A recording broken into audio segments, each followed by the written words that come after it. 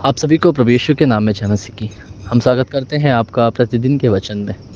और आज का वचन जो हमारे लिए लिया गया है वो मत्ती रचित सुसमाचार की पुस्तक 6 अध्याय उसके 3 वचन से है, जहाँ पर इस प्रकार से लिखा हुआ है, परंतु जब तू दान करे तो जो तेरा दाहिना हाथ करता है वह तेरे बाएं हाथ को ना जानने पाए। हालेलुया। मेरे प्रियो, परमेश्वर का वचन आज यीशु मसीह के मुख से निकली वाणियों में से, पहाड़ी उपदेश में से आज हमारे पास एक वचन ये आता है। वो लिखता है कि जो कुछ तू दान करे वो ऐसे करे कि जब अगर तू दाहिने हाथ से दान करता है तो बाएं हाथ को पता ना चले, और यदि बाएं हाथ से करता है तो दाहिने हाथ को पता ना चले। क्या अर्थ है मेरे प्रियो इसका? भला ऐसा हो सकता है क्या कि जब आप दाहिने हाथ से कुछ किसी को दे रहे हो, दान कर रहे हो, तो आपके बाएं हाथ को पता ना चले? क्योंकि वो तो आपके ही शरीर का एक अंग है।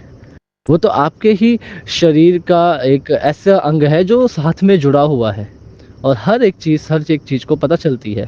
परंतु यीशु मसीह ने ऐसा क्यों बोला? क्या उद्देश्य था यीशु मसीह का यहाँ पे बोलना? मेरे प्रिय, जब आप इस वचन को, इस अध्याय को पढ़ते हैं, इस संदर्भ को आप जान नहीं पाते हैं कि चल क्या रहा है वहाँ पे, मतलब यीशु मसीह उनसे क्या कहना चाह रहा है। जब आप आगे पढ़ते हैं तो आप ये देखने पाते हैं कि कई बार जब हम दान करते हैं, कई बार हम जब कुछ भेंट करते हैं, तो हम चाहते हैं कि वो दुनिया को पता चले, गली मोहल्ले में पता चले कि हाँ भाई, वो शादी में आए थे, उन्होंने ये दान दिया, ये भेंट दिया, और क्या आपके रिश्तेदारों में पता चले, और बहुत सारी जगह पे पता चले, ताकि लोग आपकी प्रशंसा करें। वो हम हमारे जो दान देना होता है, भेंट देना होता है, वो कुछ इस प्रकार से होता है।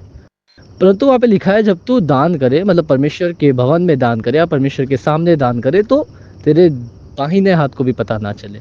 इसका अर्थ ये है कि जब तू दान करे तो उससे ये मतलब ये उद्देश्य ना रख उससे कि तेरी प्रशंसा होगी, तेरी उपासना होगी कि हाँ, इस भाई ने तो आज सबसे ज़्यादा दिया है, हाँ, इस बहन ने तो आज सबसे ज़्यादा दिया है।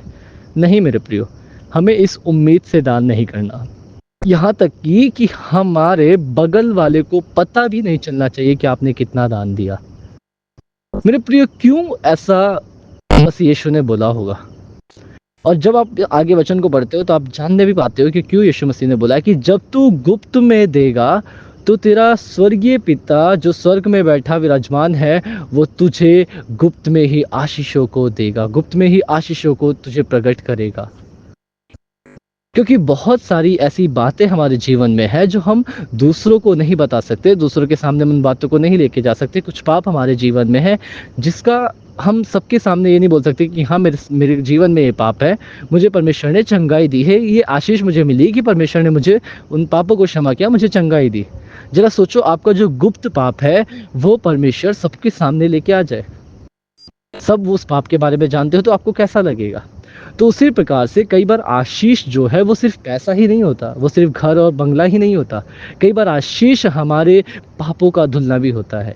कई बार आशीष जो हमारे जीवन का साफ और शुद्धिकरण भी होता है। उसी प्रकार से मेरे प्रियो, परमेश्वर का वचन कहता है कि मैं भी जो स्वर्ग में विराजमान हूँ, तुझे गुप्त में ही तेरी आशीषों को दूंगा। पर कब? जब तू दान ऐसे करे कि तेरा दाएं हाथ से करे तो बाएं हाथ को भी पता ना चले, मतलब गुप्त में दान करे। क्योंकि मेरे प्रियो, परमेश्वर आपको अपना पुत्र जानता है, और वो ये चाहता है कि यीशु मसीह के कहे अनुसार आप अपने जीवन में करें, ताकि आप आशीष नए आशीष पाए, ताकि आपका जीवन उन्नति से बढ़ने पाए। कई बार हम देखते हैं कि कोई व्यक्ति उतना दान नहीं करता जितना कि वो ढिंढोरा पीट देता है कि हाँ, मैंने तो इतना किया, मैंने तो इतना दिया। क्या फ़ायदा हुआ उसका? जरा सोचो कि आप किसी के घर में गए हैं, किसी की शादी में गए हैं, और आपने वहाँ पे कुछ दान दिया, और आपने पूरे मोहल्ले में ढिंढोरा पीट दिया कि हाँ, मैंने उस घर में इतना दान दिया। तो जरा सोचो, उस घर में उन लोगों को कैसा लगेगा? वो यही नहीं सोचेंगे कि हाँ, उसने इतना सही तो दिया और इस बात का पूरे में ढिंढोरा पीट रहा है। जरा सोचो, आपके जीवन में ऐसा हो तो आप भी यही बोलेंगे।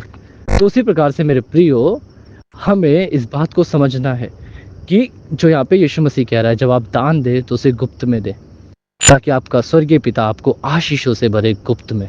तो मेरे प्रिय, क्यों ना आज के वचन से जो हमने सीखा है उस वचन के सामने अपने शीश को झुकाएंगे और उस वचन को अपने जीवन में लागू करेंगे। आइए हम प्रार्थना करें। धन्यवाद प्रभु यीशु, धन्यवाद करते हैं सुंदर समय के लिए प्रभु जो आपने हमारे जीवन में दिया। तो राजाओं का राजा, प्रभु का प्रभु, सर्वशक्तिमान मेरा पिता, मेरा परमेश्वर है प्रभु।